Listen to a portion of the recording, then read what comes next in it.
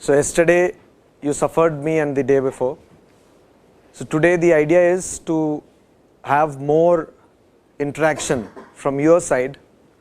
Please don't be speechless.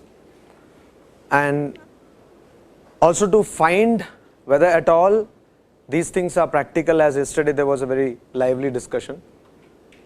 And if there are challenges, what are they, and how we can move towards actually realizing a more integral, a more value-oriented lives, even in the challenging society which we live today in.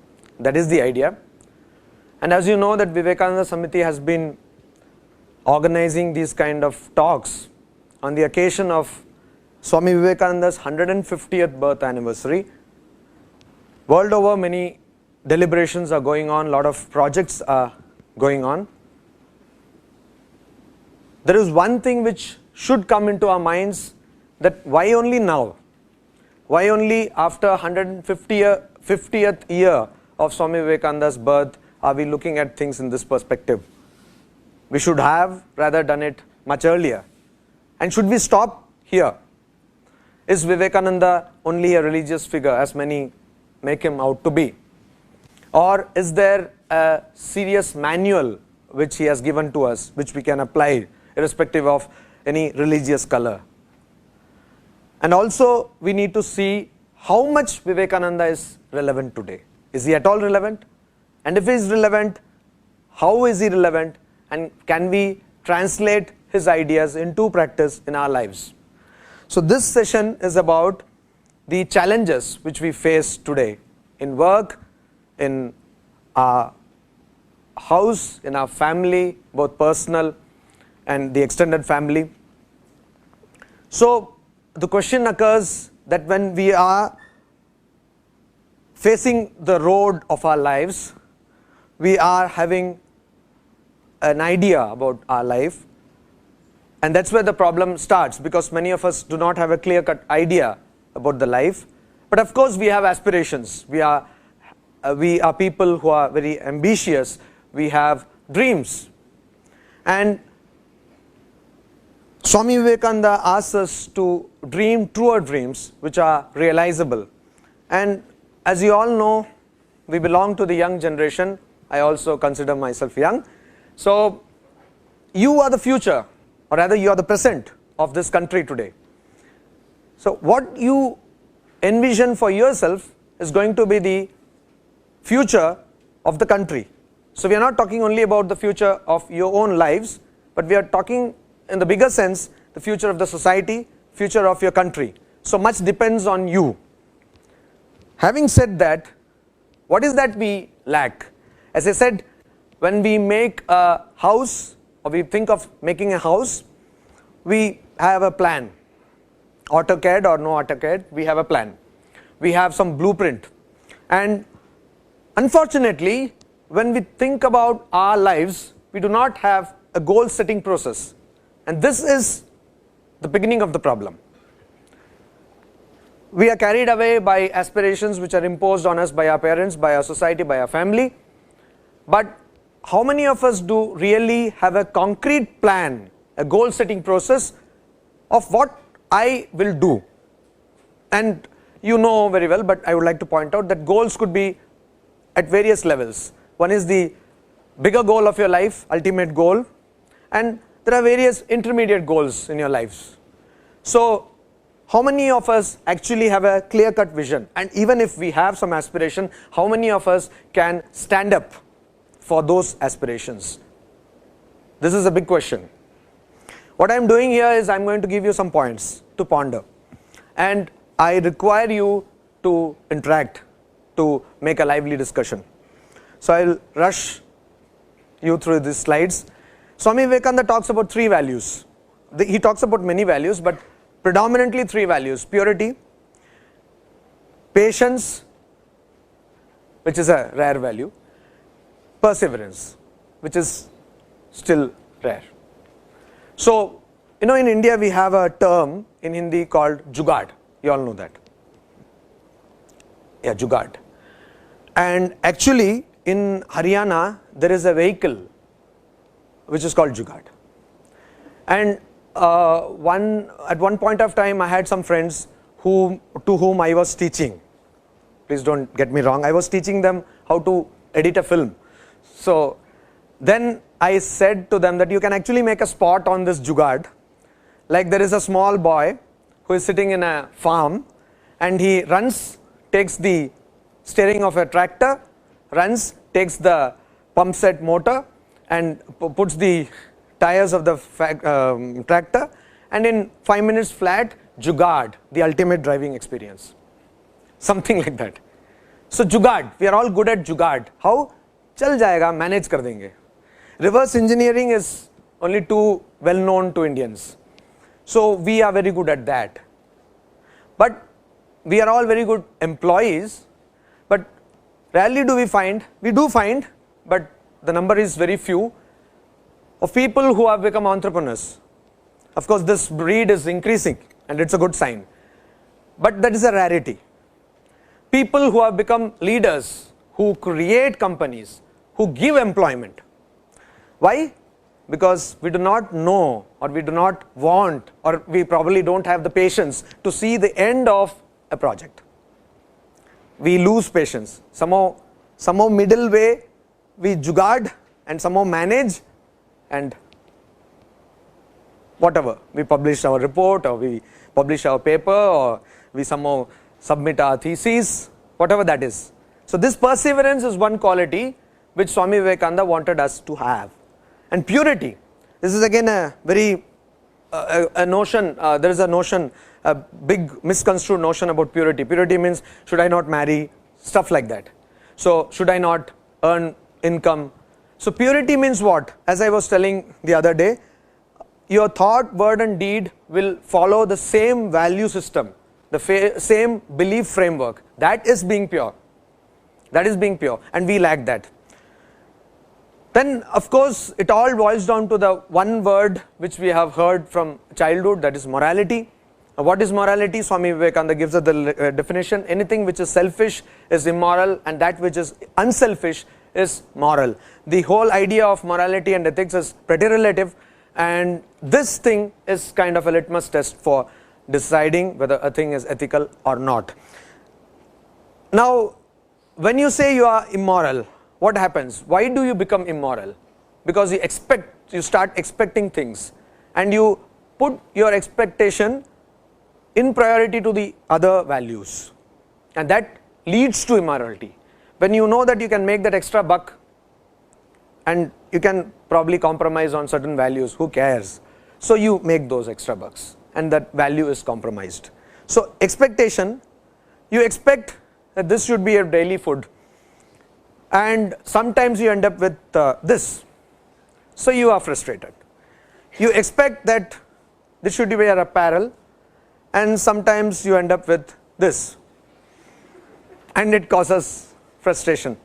You expect this kind of a living room, and you end up with this, and this expectation is in a series. You first need this, then you graduate to this, and then this.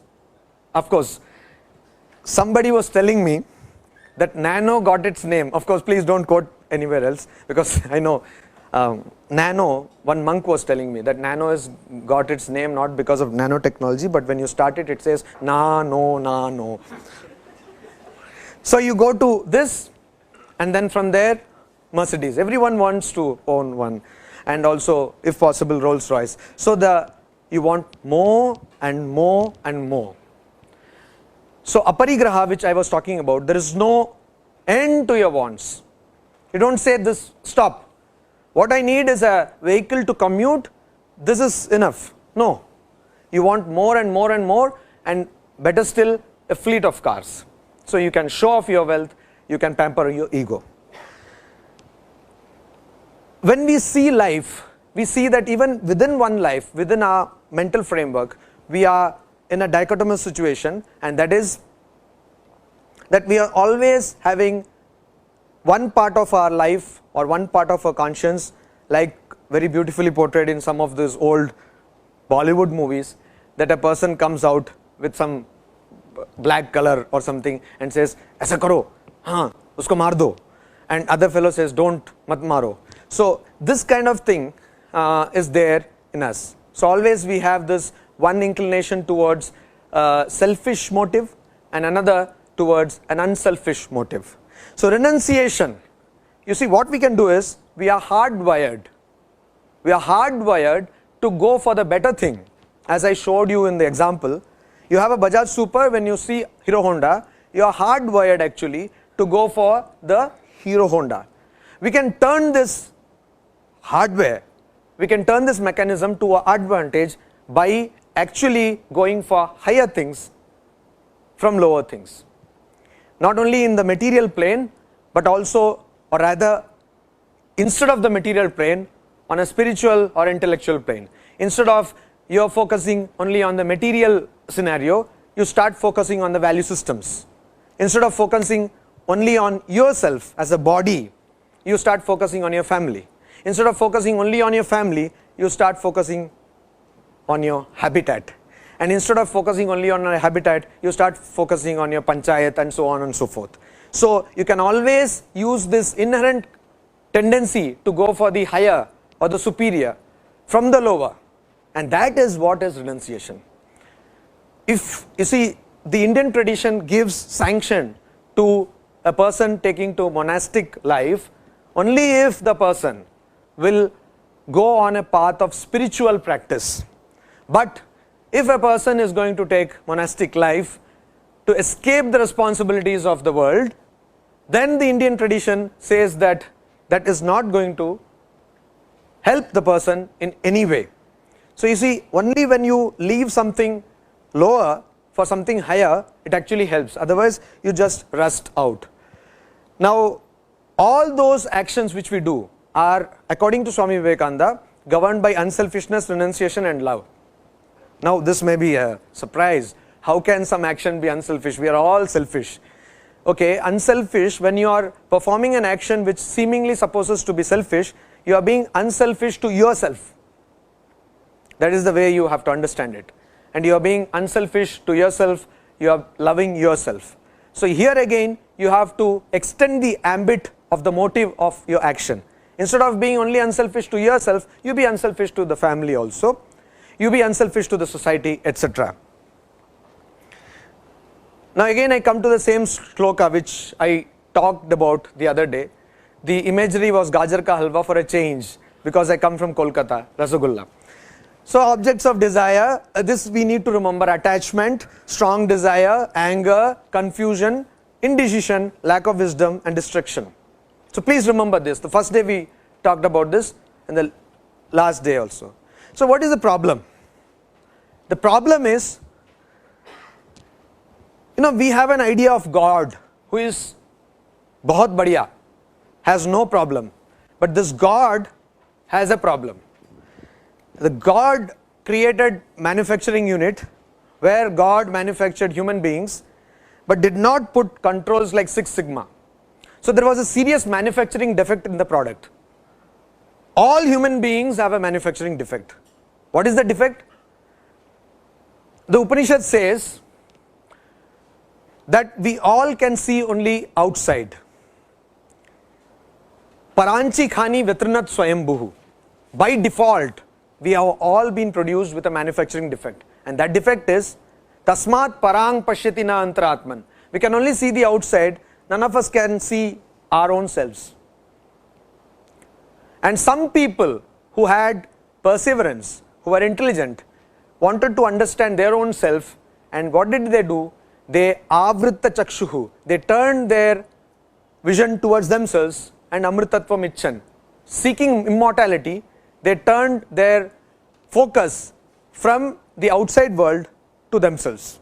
So we have this manufacturing defect, and we will have to work on this manufacturing defect. Unfortunately, there is no warranty period.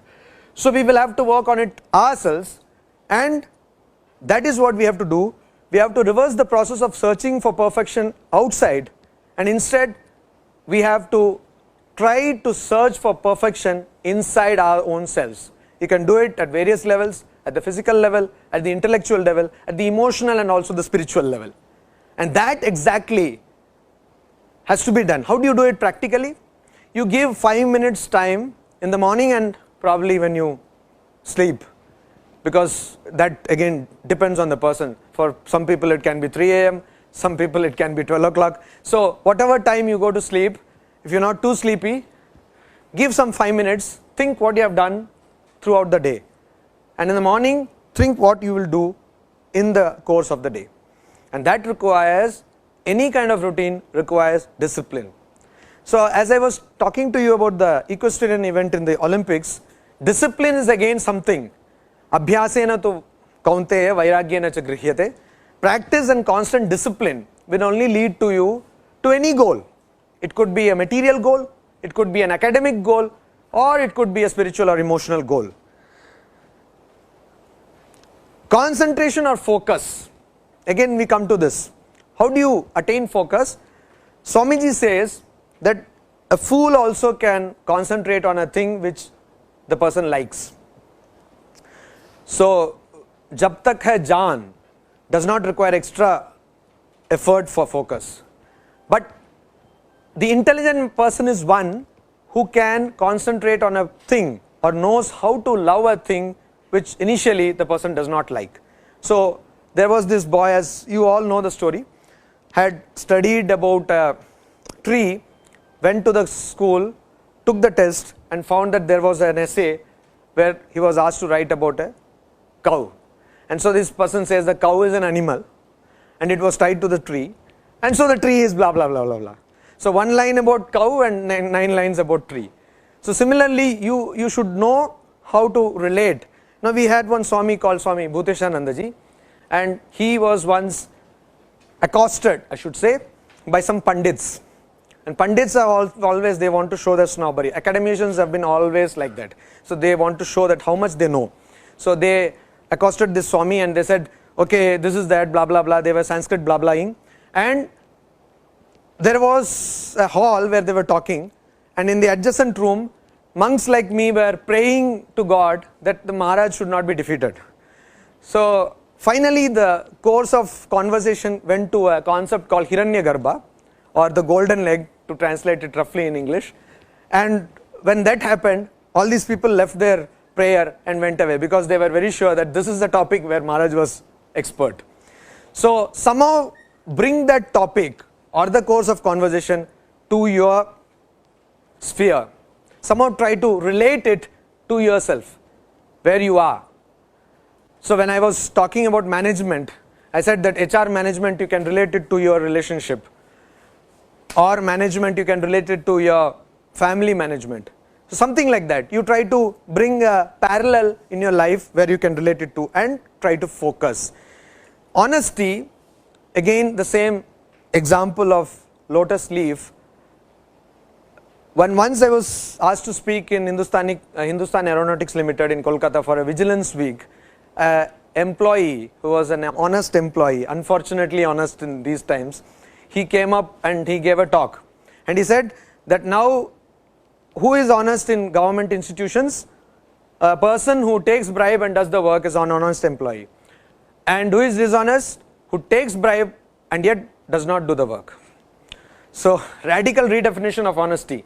So we need to know that honesty is, again, you act according to your belief system.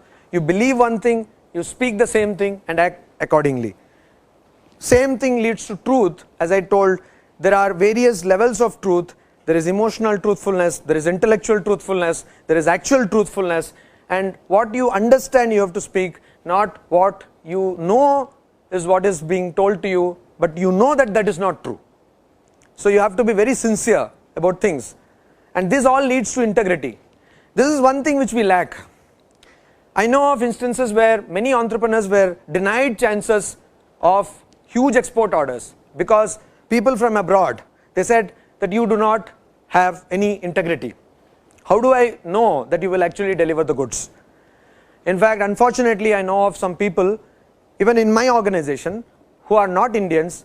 They are constantly fidgety, or they are suspicious about the kind of things they may get from Indians, because they have always encountered a non-integral approach.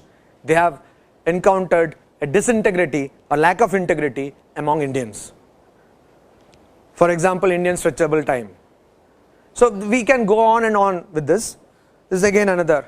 So Swami Vivekananda says why those things happen, because there are two forces of nature, and one is selfishness, that means taking more and more for yourself. Another one is unselfishness, lovebirds, giving. And why should you be ethical? Is it at all necessary that you should be ethical? Richard Dawkins tells me that selfish gene, and of course evolutionary biologists like him will tell that this is a survival of the fittest. So why should I be ethical? Not necessary. Jiski lathi, uski bhans. So why should I be ethical? Swami Vivekananda says that you should be ethical because according to Advaita Vedanta, there is really no difference between you and the other. As we saw yesterday, there is no other. So I don't serve in Ramakrishna mission an other person as I am serving somebody else. I serve the person because I see the suffering as a sore in my own arm.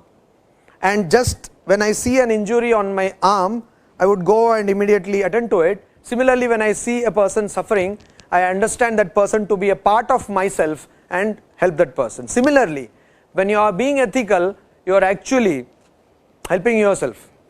And if you do not help, you are injuring yourself.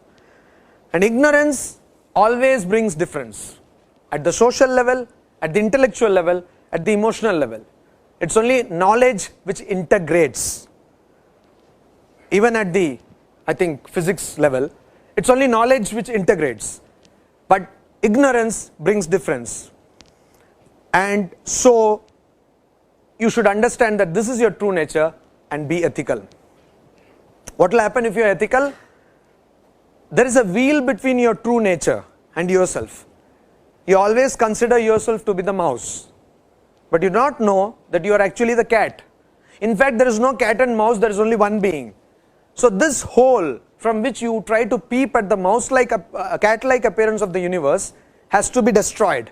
This wall has to go, and then you will understand that there is nothing which is frightening you. Easily said, difficult to practice. Unselfishness is more paying, only people do not have the patience to practice it. Very true. Then one thing which many people, we all know that we know about that. You see, all of us have opinion on certain things. Like if somebody falls ill, all of us will give them a remedy. So there is an Akbar Bilbar story about this. So everyone will come and tell, ye khao, wo khao. Finally the person has to get himself cured to stop this botheration. All of us have something to say about cooking. We may not even know how to boil water, but we have something to say about cooking. So similarly, all of us have something to say about music. We may be very sweet sounding as a crow, but still we will talk about music. Similarly, all of us have something to say about love. We all love. We know about love. Arey love ye to hum jante hain. This is our topic. Like who are you, a monk, talking to us about love? I mean, we are the people. This is the most less understood, misunderstood emotion of our life. And it's a very powerful emotion which channelized properly can give us an integral personality. What is love? Love is not giving a missed call to your loved one and expecting a call back in nanoseconds. It is not love. Love is not saying that itne der kyun aapka phone busy tha and disconnecting immediately or even worse, switching it off and keeping the mobile nearby and then again switching it on in again nanoseconds. All these things are not love. What is love? Swami Vivekananda talks about that and we do not know because that is not talked about. But can you love? That is the question. You say, I love, oh Mary, I die for you. But if you see Mary kissing another man, you want to cut his throat. If Mary sees John talking to another girl, she cannot sleep at night and she makes life hell for John. There are many Marys and Johns here, I believe. This is not love. This is barter and sale in sex. It is blasphemy to talk of it as love. Very strongly put, but this is not love. According to Swami Vivekananda, this is just barter. This is pure commercial transaction. So, what is love? Mother's love is love. And how is mother's love? You all know Vodafone. Vodafone always tracks you. The network of Vodafone is very powerful. And because of Vodafone advertisement, this puppy, Pug, the value of Pug shot from 5,000 to 15,000.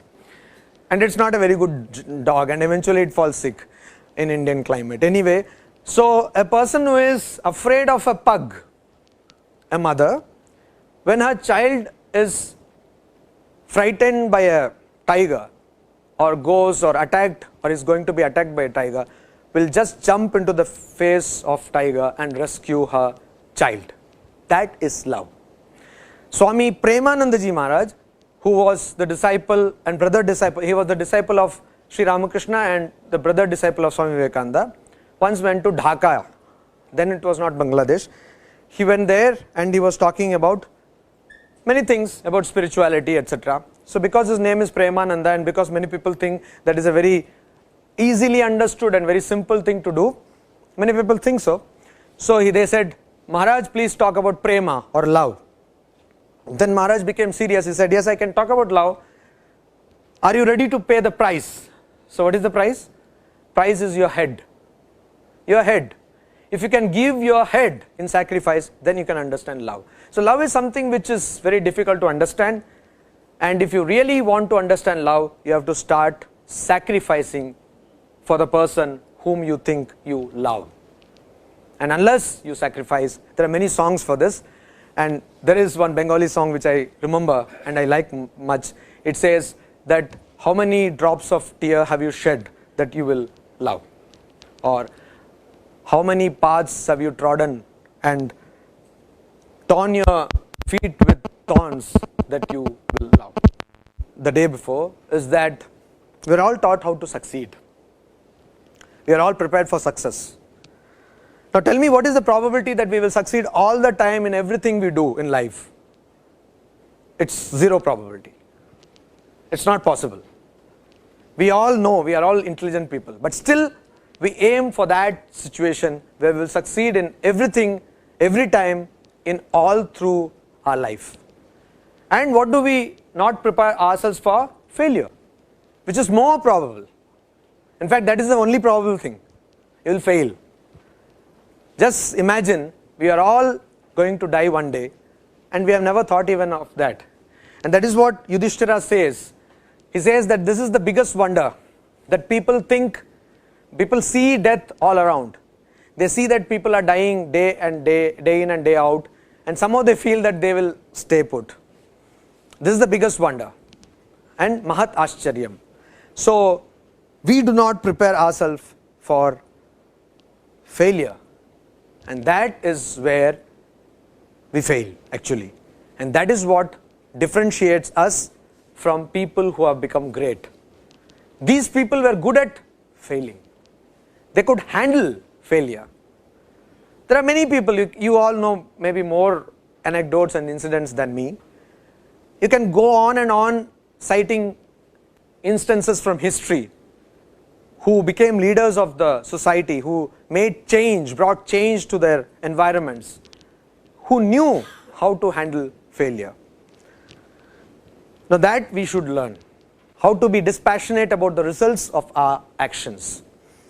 Because failures teach you. Wake up, Sid. Wake up, Sid, all of you have seen, right? All. Who has not seen Wake Up, Sid? All work, no play. So, so Wake Up, Sid, this here, our wonderful hero, he fails, and that is the turning point, so to say, in his life. And there I like one dialogue.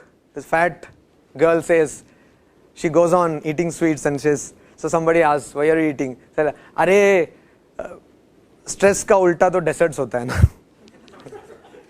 That's really original. So anyway, Wake Up, Sid. So here this fellow finds that he is passionate about camera, the photography business, and he finds that his father also was like that, and then he takes up that. So most of the times we fail. I have an employee at Advaita Ashrama who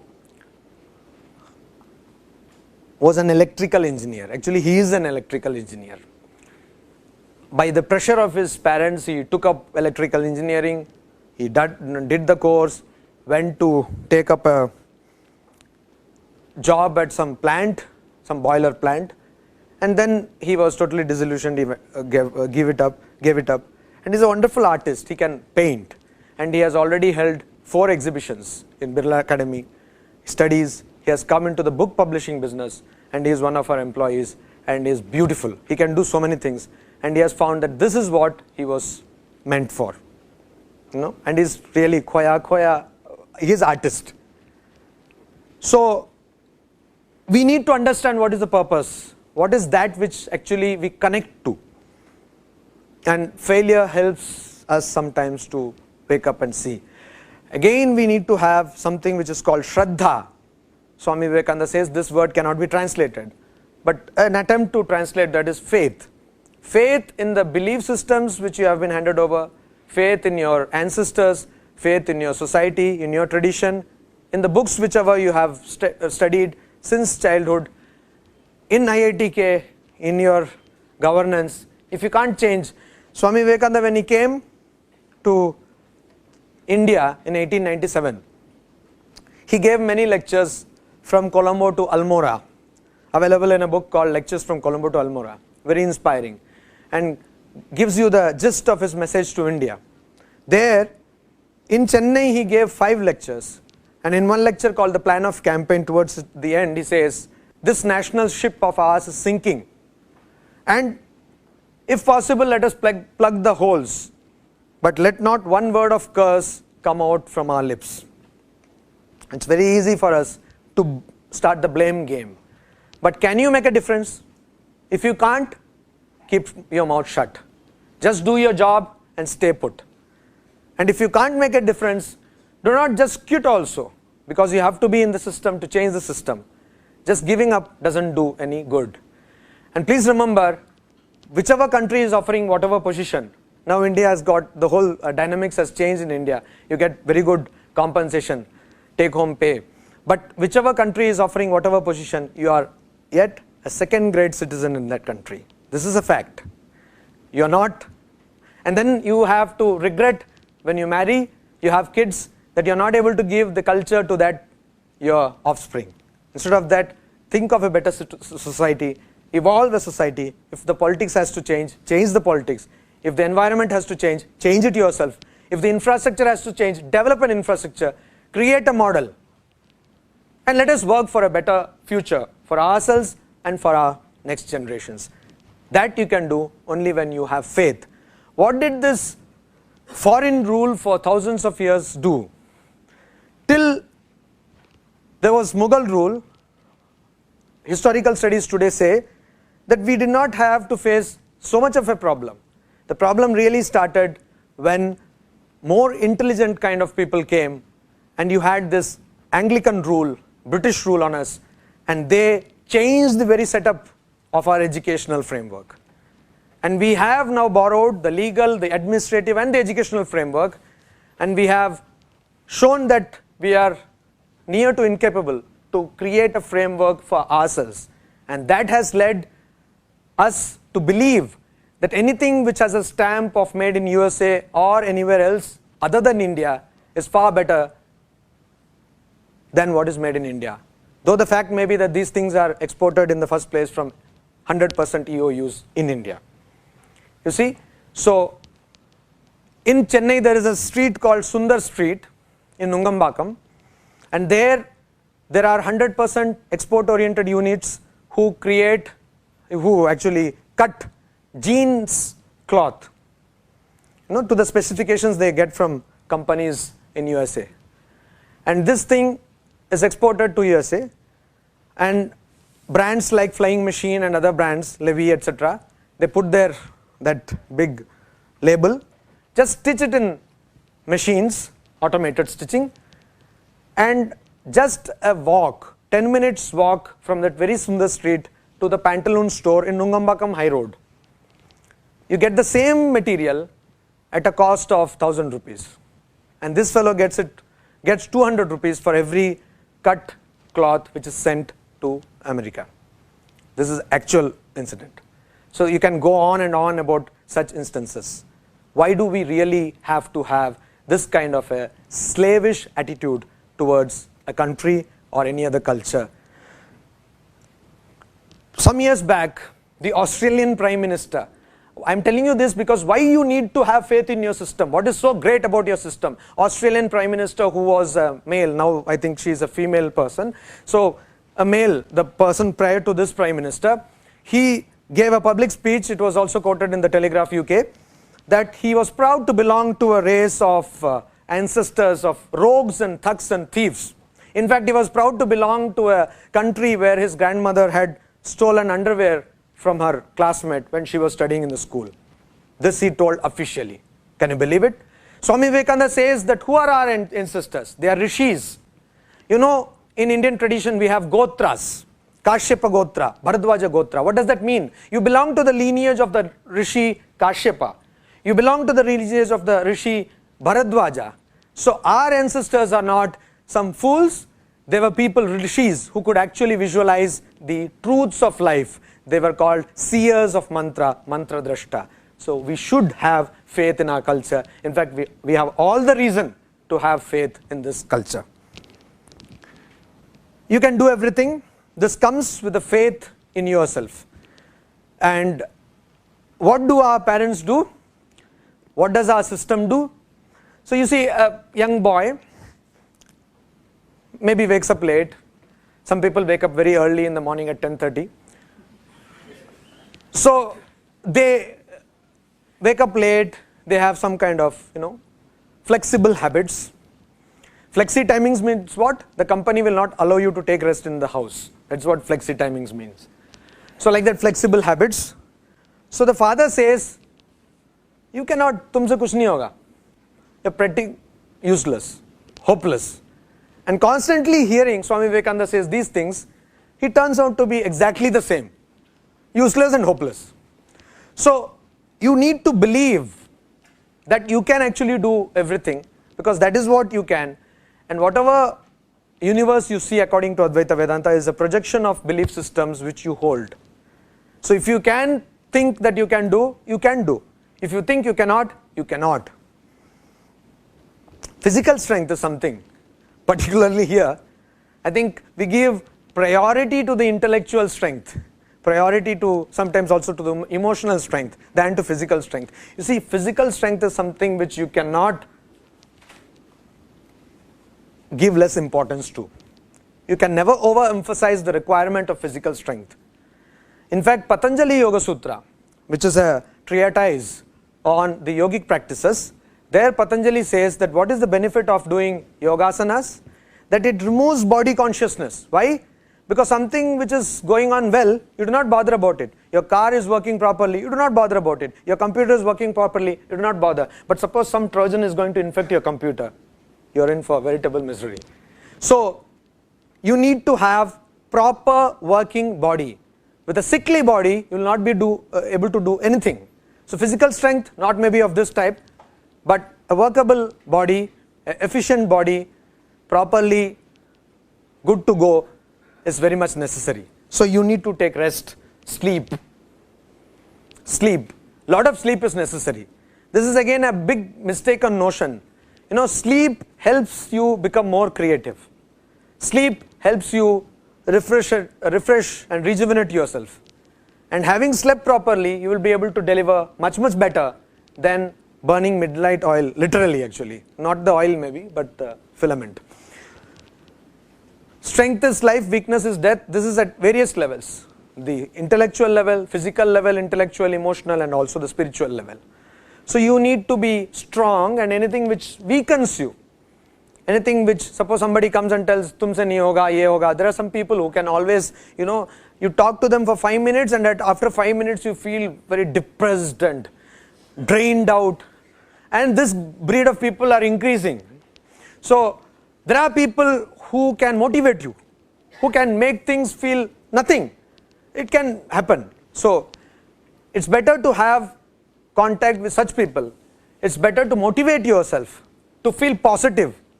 Some people say positive energy, negative energy, I don't know anything of those.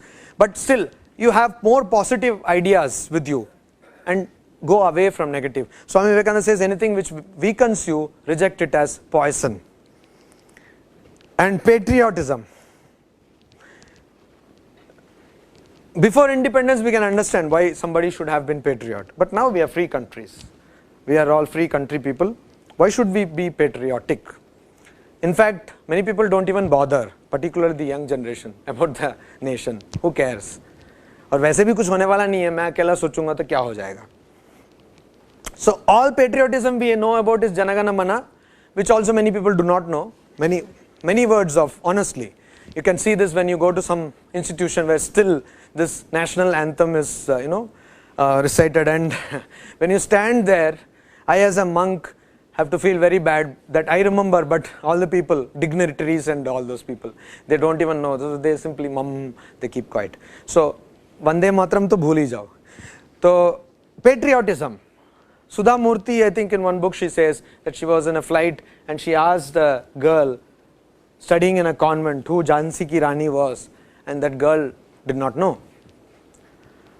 It can become worse. One Swami who works on a tribal project in Orissa went to Bhubaneswar and asked a girl from a good convent school that, can you tell me, do you know who is Jawaharlal Nehru? She said yes. Can you tell me any other person from his family who became a prime minister? So she said no, I don't know. There were two people, but she did not know. So this is patriotism. Thanks to our textbooks, thanks to our education system, we do not know. But what is patriotism all about? Patriotism, does it mean that you should know about the country, or does it require some participation from your side?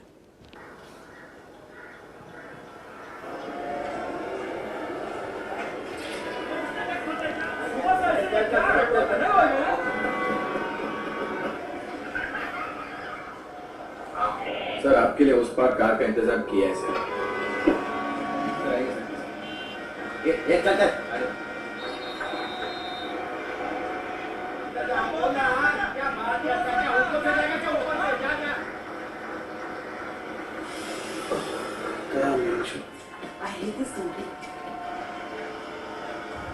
कुछ करो ना.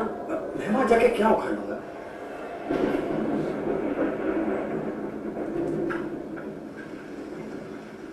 कैसी जाने बूंदे आई, जाने कैसा दर्द लाई, सामने क्या है ये तेरे, क्यों रुका है तू बता दे.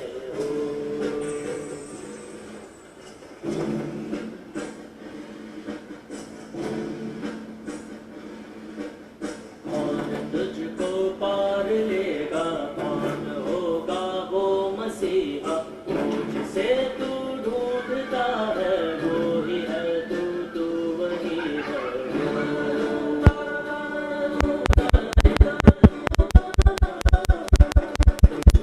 तेरा रास्ता है, तुझ में तेरा है सहारा, तू ही तुझको पार लेगा, तू ही है तेरा किनारा.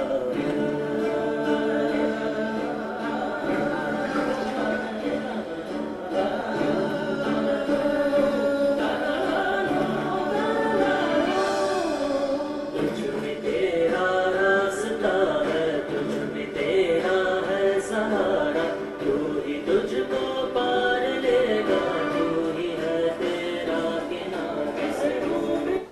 So this is about getting to brass tacks and changing the situation.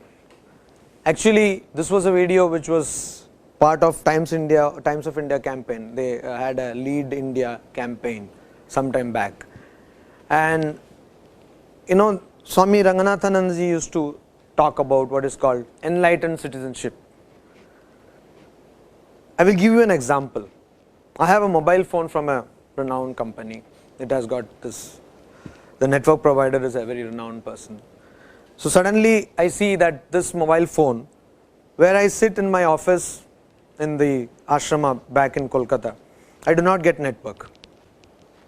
So I know of 15 employees who gave up the line. So I did not. I kept on complaining, and today I get a request from that mobile phone that they are ready to install a tower just next to my ashrama. Do not give up. If that's because my logic is I pay the money and the mobile phone operator, why will that operator not give me service which is available from other operators? So what do? I just shift the network. I have this porting and all that. No, I don't. I make him accountable. I make him do what he's supposed to do. Why should I just take things just with tied hands, fingers crossed? Make a change. All of you can do. We are all intelligent citizens and we can make a difference. And what really counts is not the entire governance system, but every one of you, each individual you. When we see a lot of trash in a platform, we say, हम एक छोटा सा कुरकुरे का packet मतलब फेंकेंगे तो उससे क्या फर्क हो जाएगा, की फर्क पैंदा है, lot of फर्क होगा. It actually, you inspire the other person. You make a difference in a department, in a company. See that there are proper policies, proper value-based systems, proper systems and controls in place. You will all become either employees or entrepreneurs or whatever. You see, and if it is not there, do not antagonize anyone. Take the support of the whole system and change the system. Make it more transparent, more accountable and more integral. And each one of you can do this. Make a difference in at least one other person's life. At least to begin with, in your own life. And if you can do that, you are changing yourself, you are changing the society, you are changing the nation for a better tomorrow. Swami Vivekananda says that at the root of all evil today is a negative education. He says education alone is the panacea of all social ills.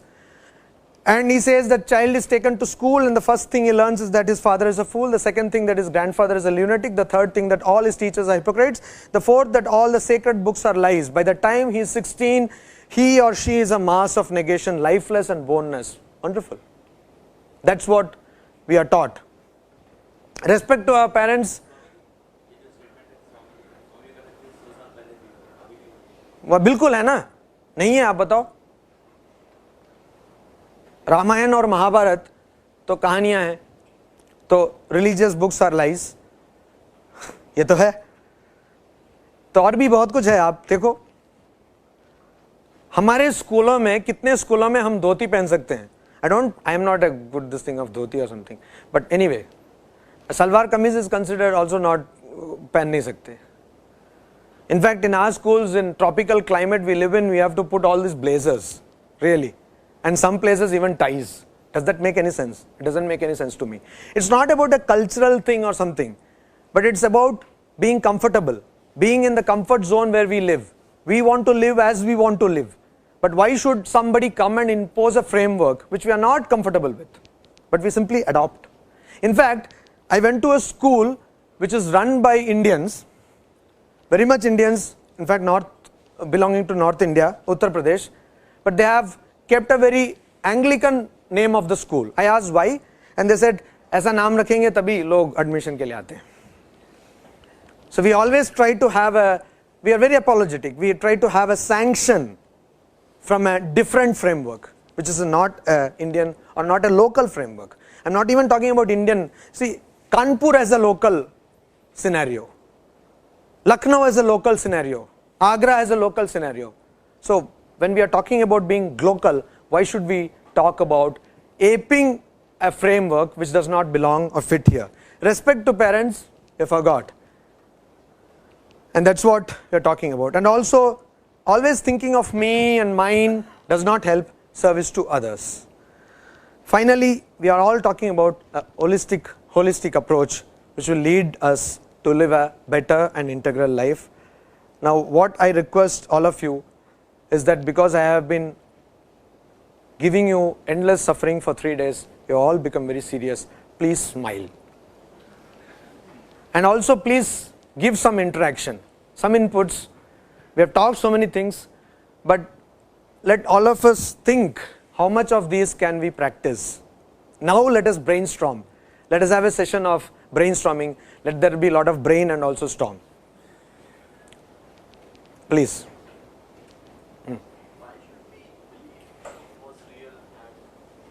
No, do you believe that it has got principles which will make the society good? that means you are believing in it. I am not telling that you believe in the personalities of that book, but you can at least believe in the principles. Actually what I want to say is, or what Swami Vivekananda wants to say is, that's my reading of course, that for having a kind of governance system or a societal system, you need some value based framework, belief based framework, and for that you need some tradition to back it up with. Where do you get this tradition from? You need some kind of ancient scripture. So instead of aping a scripture which was written in a different context both regionally and temporally, you take it from a scripture which was written in your own cultural context. Got your point? Yeah, but it is still better than something which was not even your cultural context. Yes.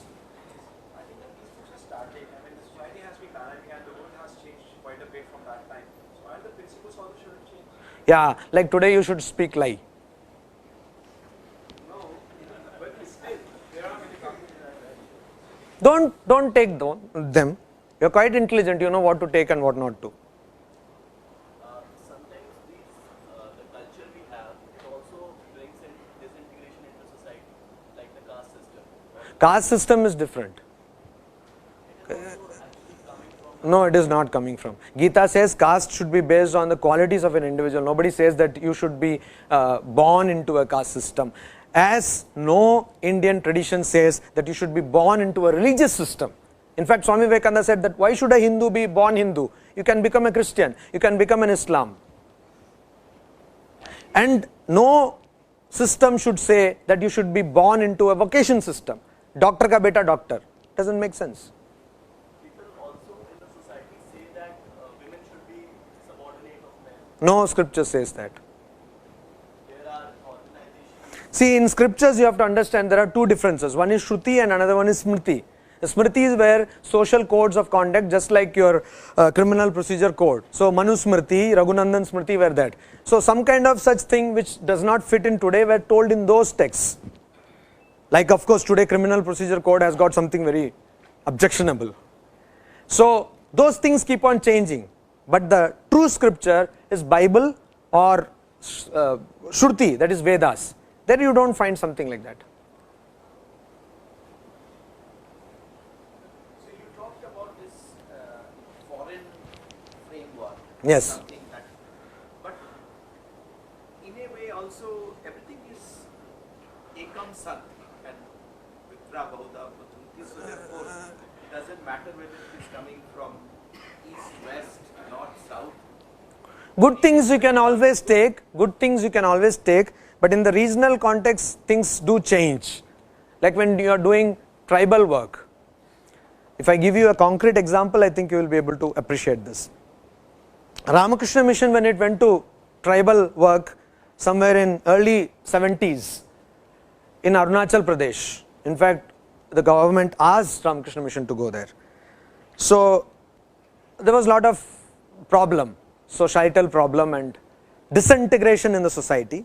To prevent that, Ramakrishna mission had to go and to give them education and also proper medical care. So once Ramakrishna mission went and it gave education, people came to know what is what, and of course thankfully cable TV went, internet went, and today we are faced with a problem. What is the problem? When we went there, people had no sense of clothing. They didn't know what to wear. In fact, most of them didn't wear anything.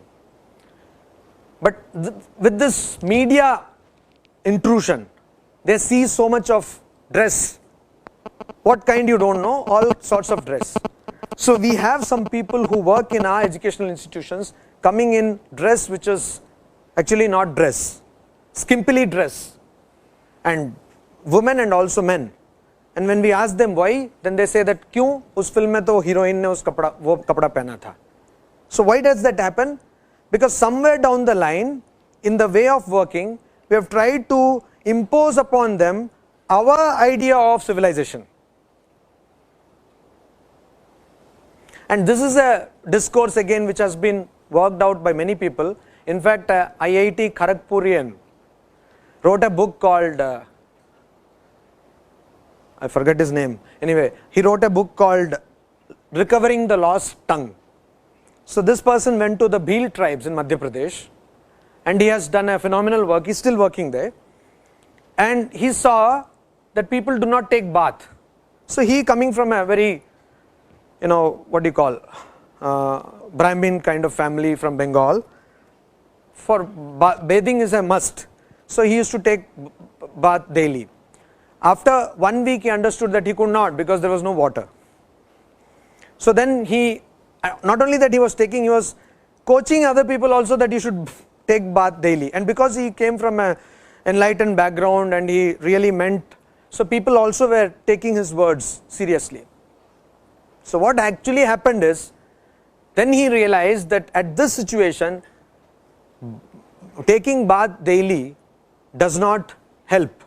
So they had different ways of keeping themselves clean using other jadi booty or whatever.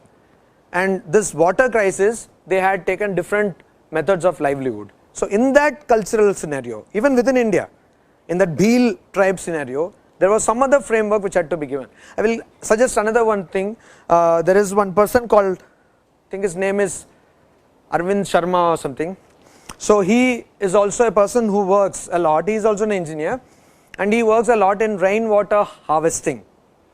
And he went to Rajasthan, remote places in Rajasthan, and he thought that bingo, I have understood something which these people have to be told.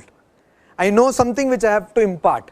And he went on teaching those people rainwater harvesting. But to his dismay, literal dismay, he saw that in Rajasthan, if some of you have gone to Rajasthan, you have big wells, huge wells. Actually in Jodhpur there is a place called Mandor Garden, and there is a huge well which is diameter is almost like 1 kilometer or something, and it is so deep that you have at intermittent stages you have rooms in the wall. So people used to take water and take rest there. No joke.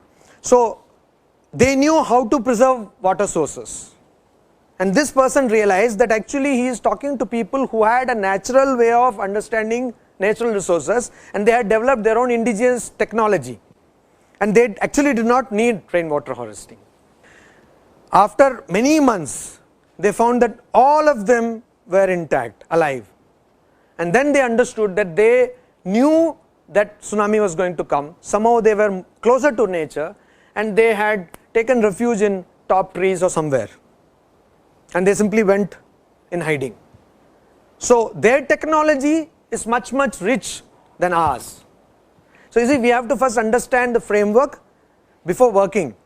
We have to understand the local framework, and then try at all if there is something we have to value add there. This is one important thing when you go for social development work. You have to understand this. So then you understand that there are so many remedies, and there are so many things which this indigenous people have developed over the years. And if you, for example, in medicine, we have lost Himalayas. All these ashramas, they used to have another phase, that is, they used to know a rich knowledge, repository of knowledge of these medicinal herbs. So by trying to cultivate medicinal herbs, we have actually destroyed huge tracts of land which were virgin forests, where these medicinal herbs used to grow naturally. And now we do not know, we have lost the people also who could just spot it and tell that this can cure this thing and all that. So everyone has got an indigenous technology. We should understand that. That's what I am talking about when try to impose. Swami Vivekananda loved American organization. Did I tell you about that? No. Once when he was in a house, the hostess was there, so he said, I have found my love. In fact, when Swami Vivekananda gave his historic speech in Chicago, there were a lot of love letters. No? So he said, I found my love. So this woman was also very excited. She said, who is she? Then he said, American organization. So Swamiji wanted American organization. He wanted the enterprise of Japan. He wanted the industrial enterprise of America, the technology America. So it's not that we do not want people to come together. We want. But before we actually implement anything, we have to understand the indigenous technology also.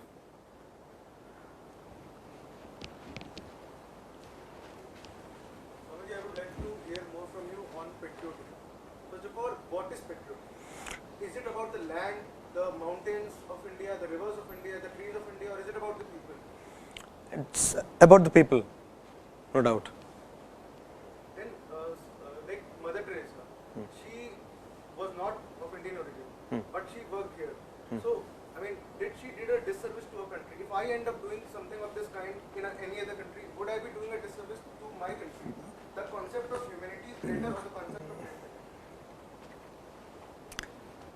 Obviously, if you have understood the concept of humanity, it is greater. But please be sincere to yourself and ask how many of us have understood, bold underline italics, the concept of humanity. Do you really feel that you are able to relate to such a global context? Do you not preserve the regional, linguistic, and also within the region, the religious, and also further there are so many identities. Do you not try to preserve them? And also there is the food identity. Can go on and on. You try to preserve them. Then how can you say that you actually relate to the entire humanity? So if you sincerely relate, no problem. Like I am a monk. I don't have any special allegiance to this country. I actually took a vow in front of fire that I do not have special allegiance to any region, any language, any kind of culture. I do not have. So I am not saying that you should not love humanity. In fact, Vedas or any other scripture says so. But unless you reach that level, you try to serve in the paradigm or in the perspective in which you are, in which you locate yourself. So the diplomats who work at a very high level, so sometimes in the interest of their country, they do some few things which are detrimental to the development and to the people of other countries. So are they right in doing that? Swami Vivekananda said that I am proud to belong to a nation which did not attack another nation for land. That is what he was proud of, to belong to India. So India, by definition, by its character, does not attack or does not make other nation feel vulnerable. So if you are a true Indian, even if you are a diplomat, you will not, I don't think history has shown us any evidence of that, act in a way that will be detrimental to the interests of any other country. And if somebody has done so, that is neither good for that country or the other country. Why? Because I will give you an example of a Japanese incident where a Japanese a person, a Hindi author, went on a tour of Japan, and he was to alight a train in Tokyo, and there he was very much sad that he could not find apple in Tokyo. So you know the incident. So the person who was sitting in front of him, he said that, "Sir, please don't ever say this." He went and got a basket full of apple. So if you are a diplomat and you act in a way which is detrimental to another nation, you are actually not only harming that nation but also the prestige and glory of your own nation. So what if it comes down to choosing between, if you have a choice to make, like the choice is with the army men who have to fight for their country, they actually end up killing the people who they don't even personally know. That's why you should understand the concept of Swadharma. Whatever work you have been given, you should do properly. Because it is not that the work has been given. When the person is recruited in the army, it is that person who goes on and seeks an employment in army. When somebody goes on for a teaching position in any institution, that person actually goes and voluntarily takes that position. After having taken that position, like Arjuna, you should not have underperformance issues. So before taking that, you think, and also it does matter. Like if you have a territory and you need a basic protection system, otherwise one fellow will come and take arms in just a open airbag and go on a shooting spree. Is that good? It was an obvious question anyway. So, any other question? How to deal with goal conflict? Sometimes like you have two goals to life. Sometimes you have multiple goals in life. able to find what is your goal. You're doing okay, things are coming in the way. Let's do this or let's do this. But again, if doing that, you're finding that okay, that was the working. Doing what to do. So how to deal with this? You need to give some time for yourself, contemplate. We are mostly very busy doing everything and end up doing nothing. So you need to give some time to contemplate. It could be some days, some months, take your time and try to find out what is your goal. That's one way of looking at it. The other way is you have tried this, but you are not yet able to decide what is that which you are passionate about. You are not able to decide. Then what you do is you have something to sustain yourself in terms of basic needs of life, and then be on the lookout for what is that which you are passionate about. Because some people at the age of 40, they understand this is my calling of life, and then if you are somehow able to sustain yourself, you can switch the career and go to that. I knew a person who was a chartered accountant, and he was practicing, he was actually doing quite well, and then suddenly one fine morning, he at the age of 45 realized that chartered accountancy is not his profession. He gave up that and started studying BL. I mean, he took up that and started studying that. He admitted himself to the college, gave the examination, passed off well, and went into arbitration, corporate law practice. So it can happen at any point of time. But what I am saying is you should give some time to yourself. Like, you know this story of a person like me, very intelligent. You all know this story, but I am just repeating it.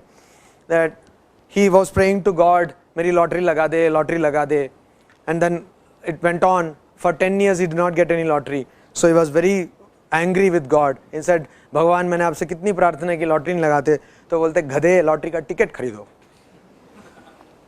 So unless you give some thought to the matter, unless you contemplate, how will you understand what is that which you connect yourself to? There will be definitely something which you are very passionate about. Every one of us has something like that. Hey, yeah, 1 second.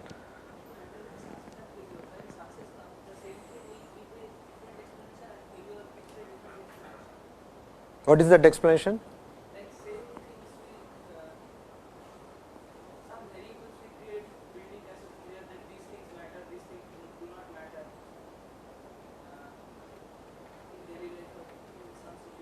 Huh.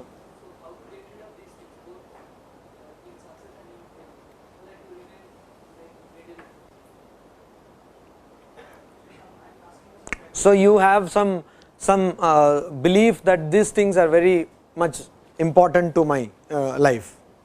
Is that what you are talking about?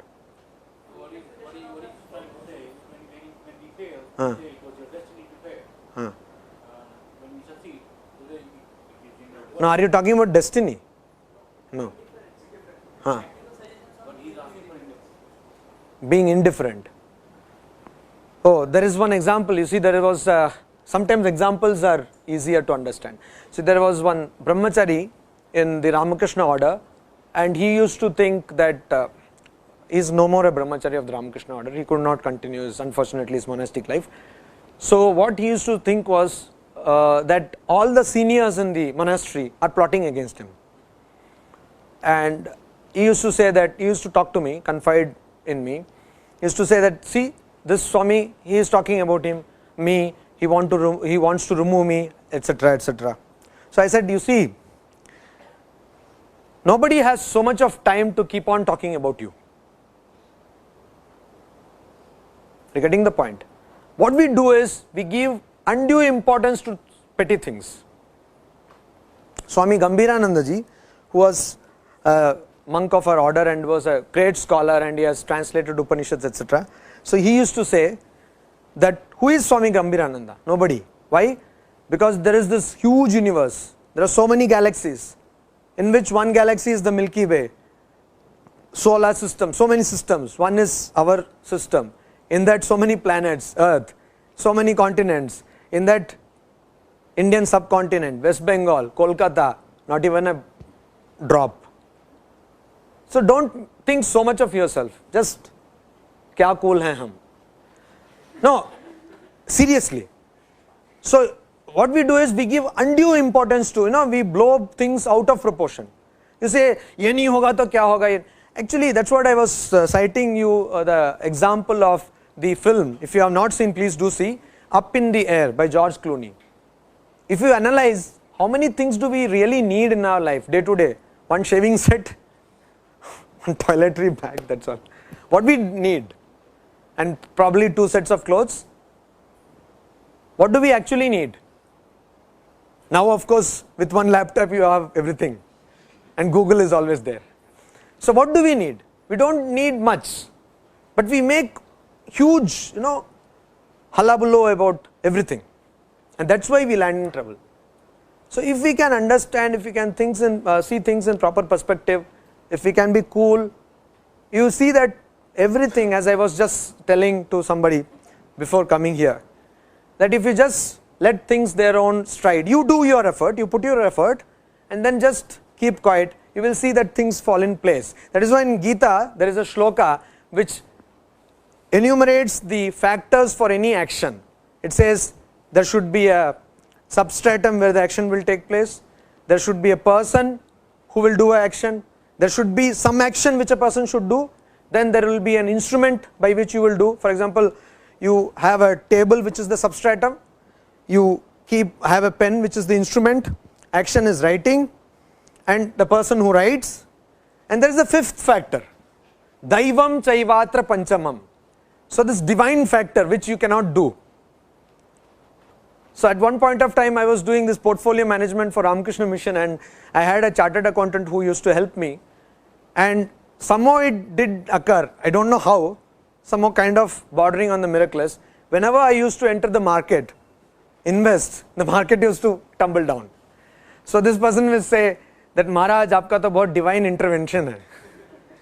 So, and later on what he used to do is he used to ask his clients to wait till the Swamiji is going to invest in the market. It's actually a fact. So there is a divine intervention, and science and all science, with all these things, robotics, artificial intelligence, there are many things, Horatio, between heaven and earth, which is undreamt of in your philosophy. I think you know the. So we don't know many things of life or nature. So this is true that there is a divine factor. So let things take their own stride, put your entire effort, then just sit back, cool, relax. When we blow things out of proportion, things go awry or haywire.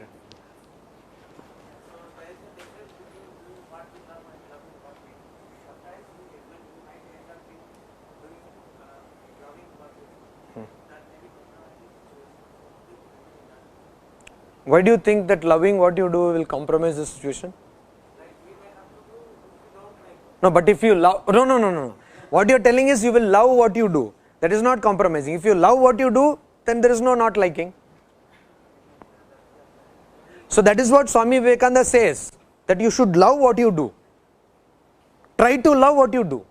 The situation may bring you. You see, first you have to understand the theory of karma. How many of you know the theory of karma? Can anyone tell me the theory of karma? I am going so much blah blah blah blah blah. मुझे ही अच्छा नहीं लग रहा है ना, तो कोई बोलो. Who knows the theory of karma? Yes, please tell. Huh? Shubhadeep, some enlighten us. Okay. Basically, each and every action has the reaction. So each and every action that we do has some fruits. So the thing is that we should develop the right attitude towards the action, that is the karma yoga path. And the repeated actions that we do make basically the samskaras, they develop the tendencies. These tendencies from the habit, these habits to our character, and these impressions of samskaras stay with us, and we are so much identified, glued to this, our personality, this character, these habits, that, and we have so much of stacked. So even after we die, as per our Hindu philosophy, we again take birth to exhaust these fresh karmas that we have accumulated, and this cycle continues. So we do some good karma, some bad karma, and accordingly we face the results. In order to address the results, we do some new set of actions, and this cycle continues on and on and on.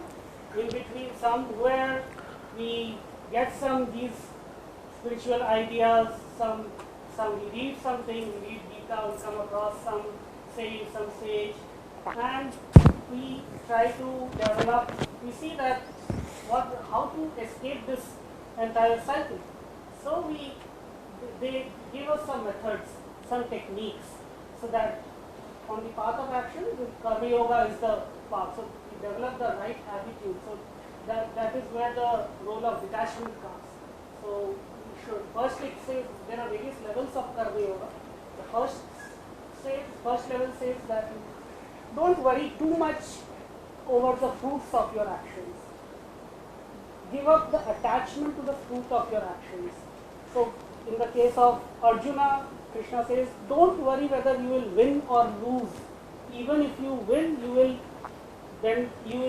basically enjoy the benefits of ruling this nation. And if you lose, then also you will die as a hero and you will enjoy the fruits of the heavens.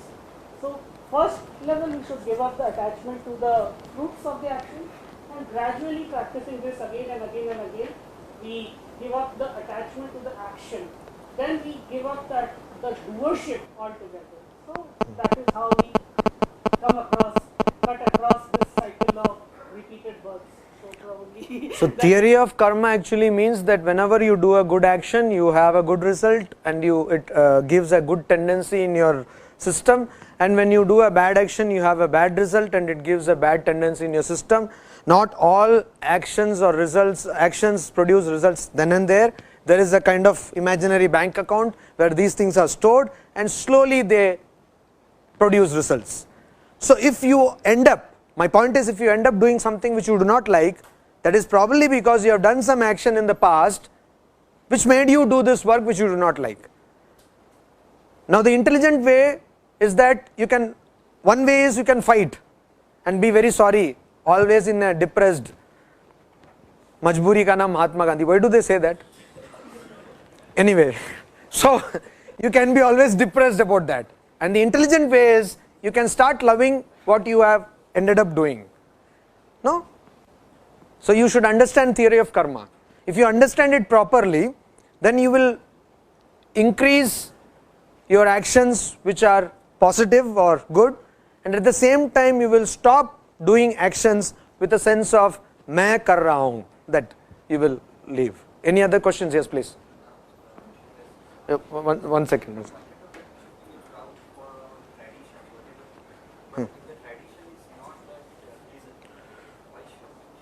What is the tradition, I would like to know, which is not pleasant?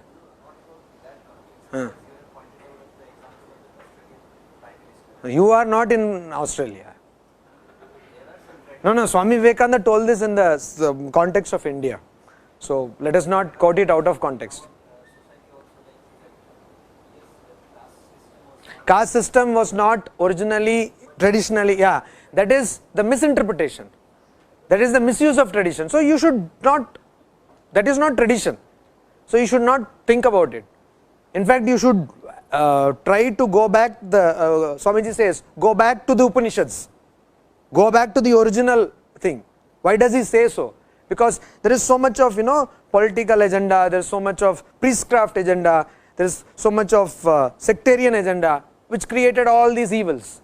So if you go back to the original thought process, and you try to bring them back and do. And because you don't belong to Australia, and because Swamiji did not tell it in an Australian context, yes? You said one has to contemplate in order to understand it. Now, by contemplation, what do you mean? Thinking in terms of words? No, contemplating, just thinking. Like like a thought experiment, like you think when you work, when you research, when you study, That kind of thinking. It's not something like you sit and suddenly there will be illumination, not that kind of contemplation. Now slowly analytically analyze. Yeah, you will have bias, but you yourself will understand that this is a bias. You will have to start from where you are, right? So you will start from where you are, that is with all your bias, with all the coloring in thinking, but slowly by analytical thinking, you will come to a position which we saw yesterday night. I had a group of people, we were discussing, and suddenly I found that the entire evolution of Indian philosophy was discussed by IITians unknowingly. You know, somebody started with materialistic idea and ended up with something which is totally Vedantic idea. I did not tell anything. So if you analytically brainstorm, you should have brain and storm. If you have some tsunami of brain, it will come. Yes. Please tell. How do you deal with self-doubt? That you make a decision and you think whether to Sometimes you can read books like those written by Dale Carnegie, no? So this Dale Carnegie, once he says that a person was there, a salesman, who was loitering in front of chief officer or whatever marketing and thinking whether to go or not, to do or not to do, that is the question. And then he thought, anyway I don't have the order. So what will happen? This man can at best give me the order. First he will not give, that anyway I don't have.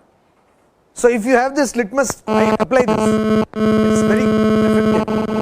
When you want to do or not do, you think that anyway this is not going to happen. If I don't do, nothing will happen. So anyway I am not having it. So what is the harm in trying? Akarma by doing, by Shankaracharya says, Kartritva Bhoktritva should go. Means the sense of doership and sense of enjoyership should go. Then you will have no karma. You will do, your body will perform actions, but you will have no karma.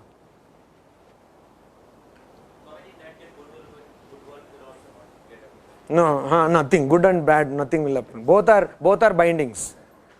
This is golden chain, that is iron chain. Any other question? Yes.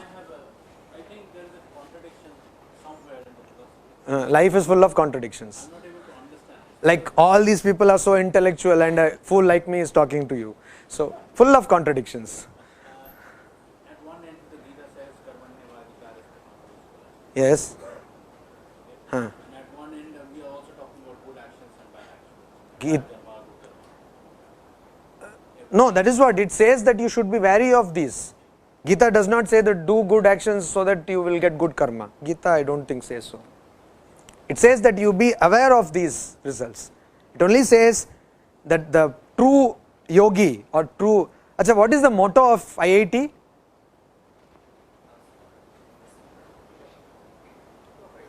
Huh?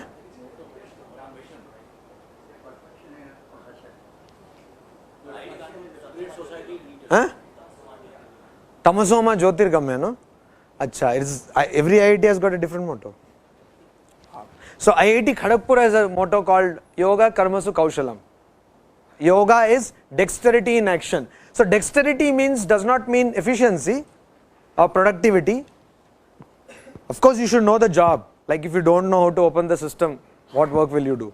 So you should know the job. But dexterity means a person who sees action in inaction and inaction in action. Means he is not bothered about... No. He is involved, but he is not bothered about the results. He is not bothered about the results.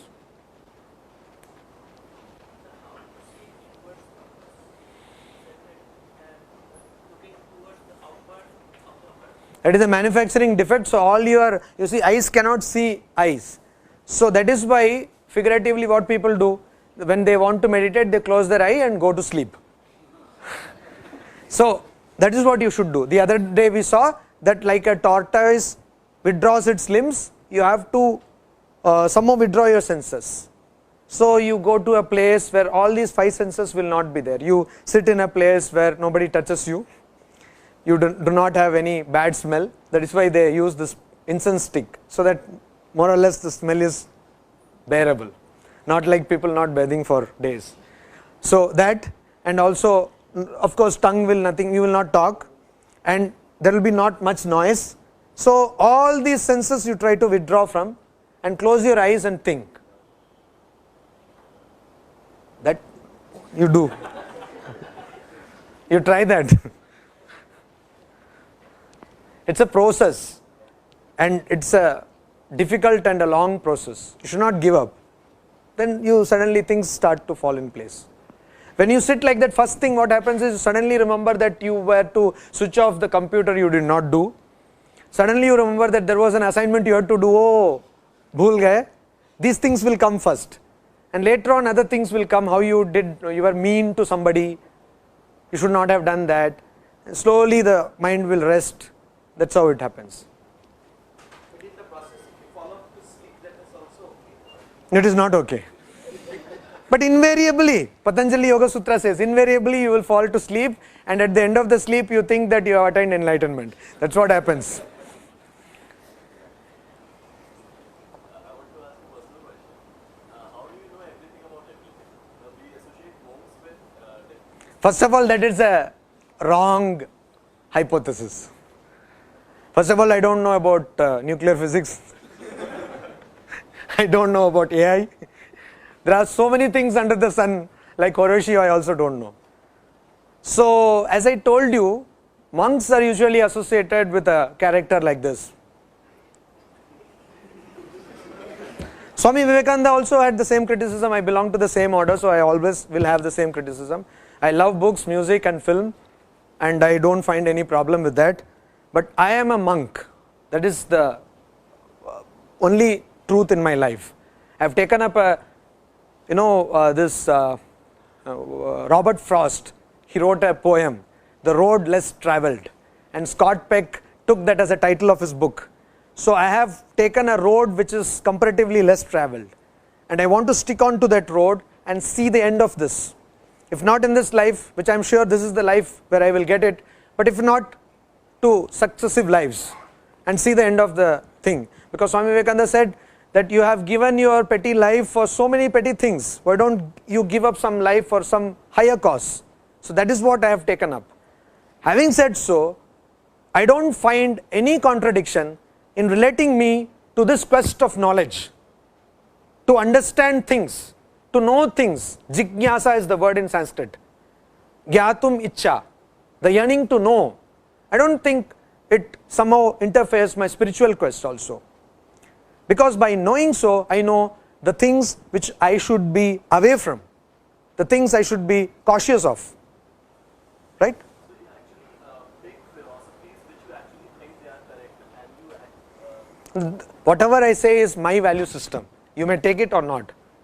And they are not the value systems which may be ascribed. Most of them are value systems of Ramakrishna Mission. Sometimes they may not be. It's a disclaimer, you see. Mutual funds are subject to market risks. Yes? What are the qualities of a monk? What is the difference between a monk and a Normal. So you have decided I am abnormal.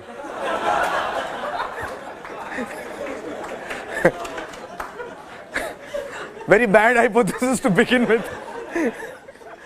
Okay.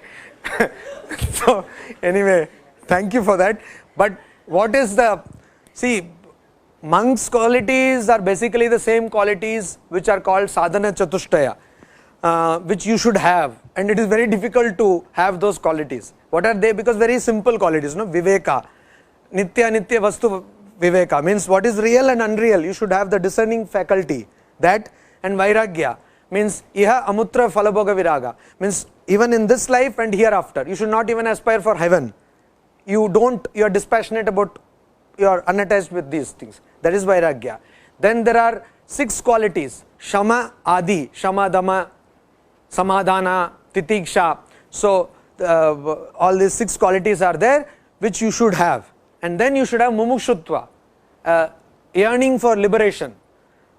So my friend, these qualities are very difficult to attain. So Swami Yatishwarananda ji who wrote a book. It's a treatise on meditation and spiritual life. Name is that, Meditation and Spiritual Life. He was a disciple of Swami Brahmananda. He asked Brahmanandaji that if you consider me fit, give me sannyasa. So Brahmanandaji said that nobody is fit for sannyasa.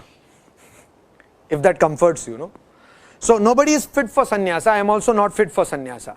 But it is out of grace of my Guru that I have got this, and I am trying to become qualified to become a monk, to get those qualities of a monk. It's very difficult to become a monk in the true sense of the term. And I will give you one example, titiksha. What is titiksha? Sahanam sarva dukkhanam apratikara purvakam chinta vilapa rahitam sa titiksha nigadyate. What does that Sanskrit mean? Sahanam sarva dukkhanam. You suffer all sufferings like you are patiently suffering me. Apratikara purvakam, without any retort or reply or any reaction. Not only that, it does not end there. Chinta vilapa rahitam. Do not even think about that. Like many people, they do this mala japna, you see. So when they sit for mala japna, they say, mujhko aise bata diya, dekh lunga. So that chinta vilapa rahitam, you should not even think about that. Sa titiksha nigadyate. Or some people have, some people to whom they just went out. Usne aisa kaha, isne aisa kaha. So don't vilapa, don't cry, don't lament, don't sulk. That is titiksha. How easy to practice, no? So it's not easy. Yeah, in Vedanta Sara. Actually, this definition is from Vivek Chudamani. Google, everything is available except God. Except God, you get everything in Google. Even there are shadi.com and other things. No? So Google, everything is available. Yes. How to become a monk? You will have lot of results. Lot of results. Google, you will have everything.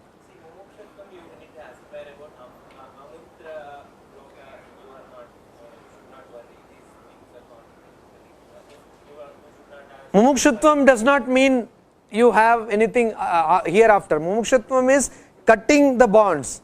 No here and hereafter. You will neither take birth here nor you will go to heaven. Yes? You are wanting to ask something? Yes. You know, should I tell it in the lighter vein first or the serious thing? What do you want first? As you wish. Serious first. Okay, so, okay, then it will be okay. Serious. So brahmacharya means there are many things. First of all,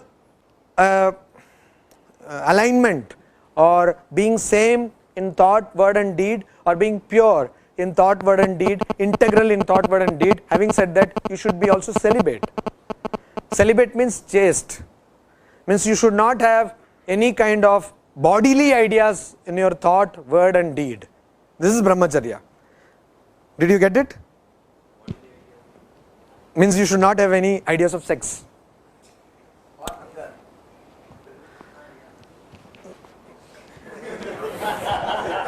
Now, you see in Ramakrishna mission, 10 years you should wear white dress. So they are called brahmacharis. Okay. And after that you get sannyasa. So they are called sannyasis. So the usual joke which runs among us is, they are brahmacharis and we are sannyasis. What? So are we not brahmacharis? Okay. And? Yes. Yes. Not fundamentalistic question. We are all silly, don't bother. How do I decide what my karma is? And moreover, how do I decide what my dharma is? I mean, from what I understand, karma is putting into action what you believe of your dharma. Yeah, so, I mean, at this point of time, if I, brainstorm over what my karma, how should I go about thinking in this way? First of all, what do you mean by karma? Yes, sir, that will change. No, not what your karma. What is the meaning of karma according to you? Karma is what is my rightful duty. No, that is swadharma. That is swadharma. Karma means what you do, whatever you do is karma. Even you are talking to me is karma. And it will create a tendency that is also karma. So it has got two meanings. One, the action which you perform, and the tendency which it creates is karma. Okay. And what you should do is Swadharma, that you have to understand yourself by contemplating. But once you have got into IIT, studies is your Swadharma. Like you have to study. I don't think so. Beg to differ. Anything? In the first place, I should not get angry. I know that, but sometimes still I get. I don't know how to flow that energy out of me and everything. Yes. You see, anger is a big topic. Yes, we can have anger management sessions if our Shubhadeep Mitra is kind enough, generous enough. No, to suffer me, not to be angry on me. Anger, according to Swami Vivekananda, you see, we have a concept of righteous anger, right? उसने ऐसा किया तो मैंने बता दिया. Swamiji says there is nothing known as righteous indignation. Means there is nothing where your anger can be justified. Anger always is unjustified. One thing. Second thing he says is anger is crystallized lust. So you know what is crystallized lust. So if you have to control anger, you have to control lust. What is lust? Does not mean that you should not marry. But what it means is you are giving undue importance to the bodily dimension of your personality. You consider yourself only as a body. Only the bodily enjoyment, no, which is not human. What is that which distinguishes us from animals? Even pigs eat, sleep, procreate. Only we think. Manana, that is why Manava. So this thinking is what makes you human being. So unless you have that extra dimension to your personality and focus your attention on that dimension, you are not going to get rid of anger. You are angry because probably you have a girlfriend. Means lightly put, no? You are concentrating on the bodily dimension. Yes?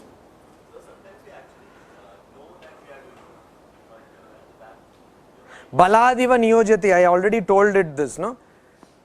Arjuna asked this question, that I know, athak kena prayuktoyam, that I know, but still, I know whatever you are telling makes perfect sense, but kena prayuktoyam, somebody induces me, baladiva, as though forcefully to do this. Then he says it is your past tendencies, it is the tendencies of your past actions. So that is where you have to be, that is where Viveka comes in. Discernment, you have to constantly think this or that, and you have to, there is no shortcut to this. You have to do it at every step, and you should not stop it because you fail. You should not stop it because you fail. You have an ideal, you may fail 1000 times, but without an ideal you will constantly fail, and you don't even know whether you are failing or not because you do not have a control. So have a control, then you have some guiding mechanism and you go on doing. It doesn't matter if you fail, because only a man can tell lie and only a man can become a saint. A cow or a wall cannot tell lies. Yes? Yesterday there was Kurukshetra here.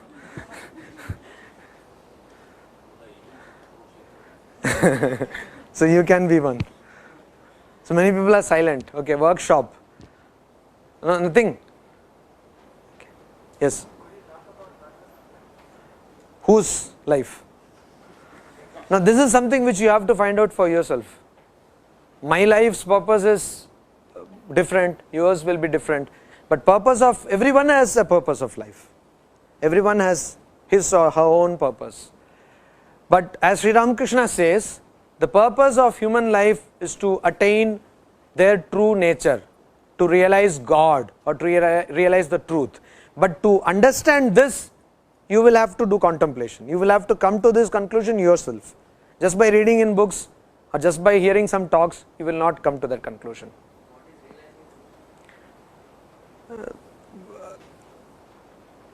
coming to an understanding of yourself where you have no doubts about your personality. You can call it truth, you can call it God, you can call it by any name or no name. Buddha was silent about his realization, he was silent about God. But this is a place where sarva samshayaha, means all the doubts are dispelled. So you do not have any doubt about your own personality. If you can arrive at that, no, doubt means any longer, means as much as you contemplate, however much you contemplate, you have no doubts. Sometimes we do come to such situations where we think that we are correct, but after some contemplation we think that no. So not like that. Ultimate confidence or ultimate doubtless situation about your personality, that is called realization. But we invariably surprise ourselves. By? We surprise ourselves. Every time we think about ourselves. At time T we are something else, at time T plus T we are something else. So that's what in T, no, this T is very good. T0.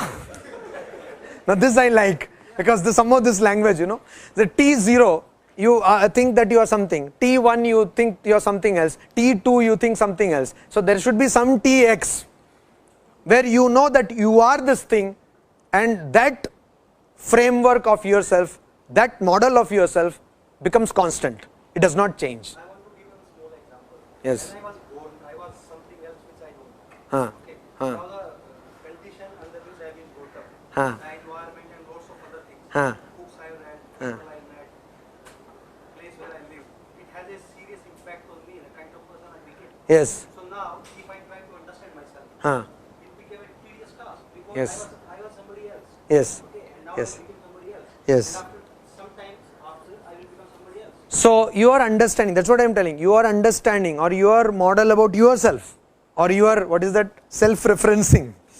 I got so many words from these people, self-referencing of yourself. So your understanding of yourself will come to a point where there will be no change in that understanding. That point is called realization.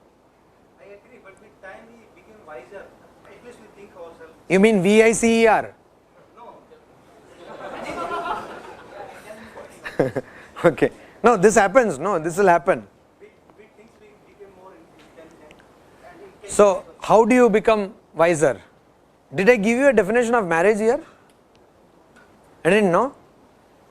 So actually I wanted to share this. Once I was proofreading something, not a week ago, and in proofreading there are so many things you should do. You should see where the hyphenation is. It should be in the proper place. It's a big job. So I saw that there is a marriage thing, and that was MAR hyphen. So suddenly something flashed. Marriage starts with mar, ends with age, and has got RI in between. RI means rigorous imprisonment. So I have nothing against marriage. Please do marry by all means. So marriage makes you wise.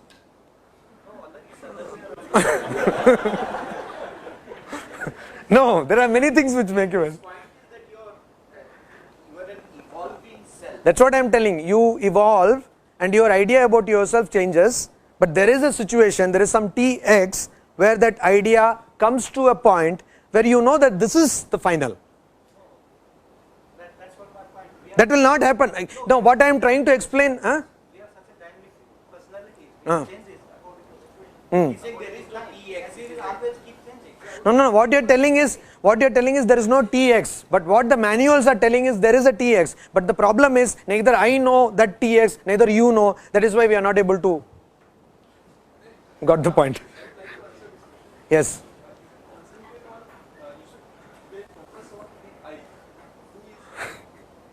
Okay. Should I tell that? Should I tell that? Should I tell? Okay, I just want to share something. No? So, yesterday you had these angels and demons, and some people were really, yesterday angels and demons. Some became angels like Shubhadeep, and I became kind of demon. So, which I am to a great extent. So, we had this food, and then we went to, what is that? U4, this one entrepreneurial endeavor. of our Abhinav. We went there and some 11 of us, we were discussing what is this I. Like बकरी तो मैं करता है लेकिन हम क्यों मैं करते हैं? So what is this मैं? And it went on up to 3 o'clock in the morning. So it went exactly like now it is going. And finally somebody, what is her name? Satya came with this Satya that I is consciousness, and many people were unanimous about this. Anyway, so what you are asking? What is this concept of I? Who was asking that question? You were asking him to concentrate on that I. Yes, exactly. That is what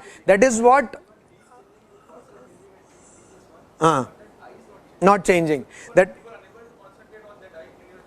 yes. So that's what I was telling. Yesterday we were discussing that up to 3 in the morning today. So I is the window to your true nature. That's what the manuals say. Why so? There are many things you can go on and on. It was like a full heated discussion. So I don't want to reenact that. But why so?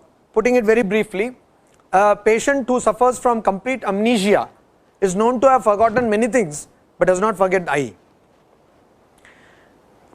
A worse situation of neurology, that is when a person is suffering from Alzheimer's, does not even know that a knife can cut one's limb. They forget the function of knife, which is a very instinctual behavior.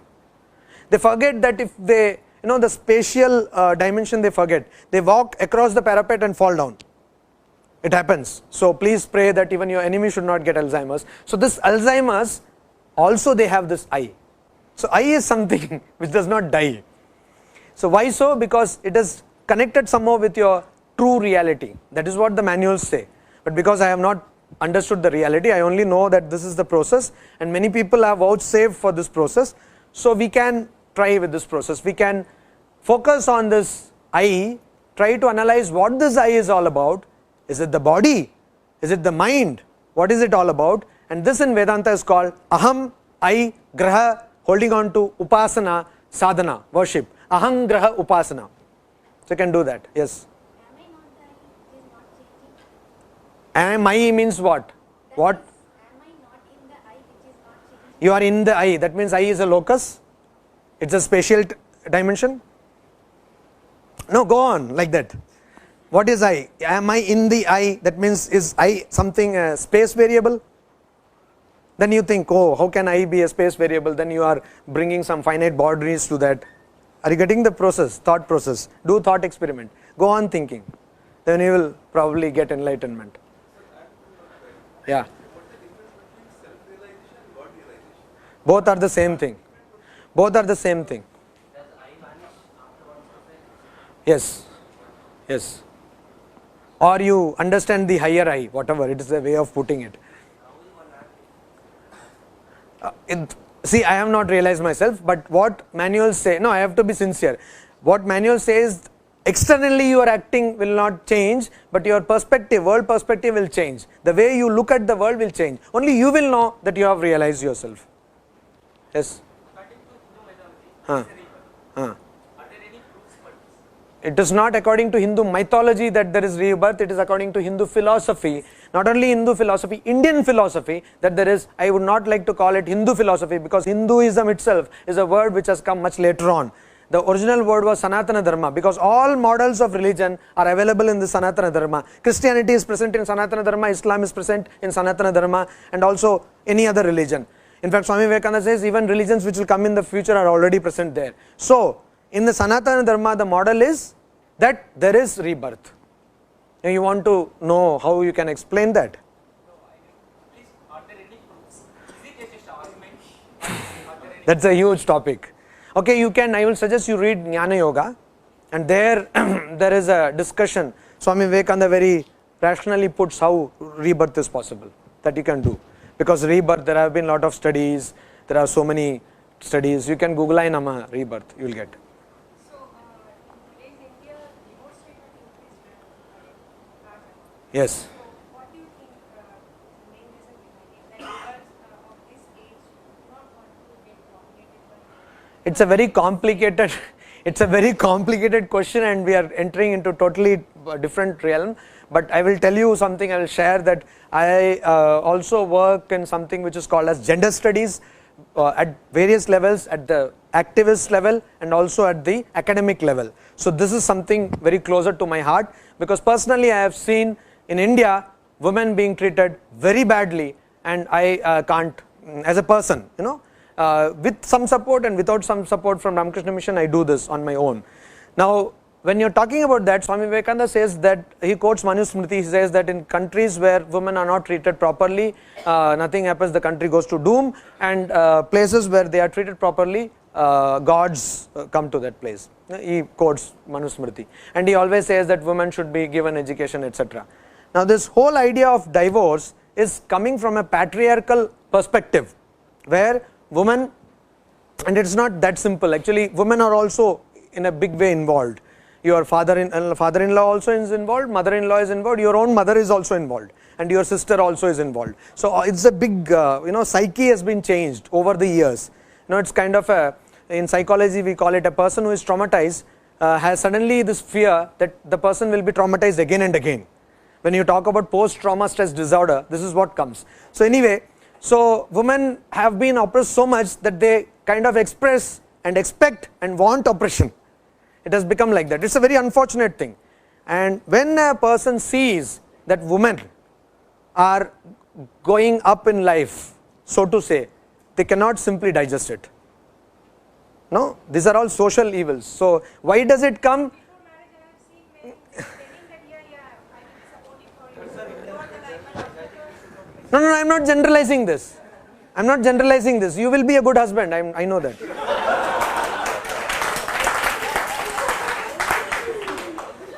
I'm not generalizing this.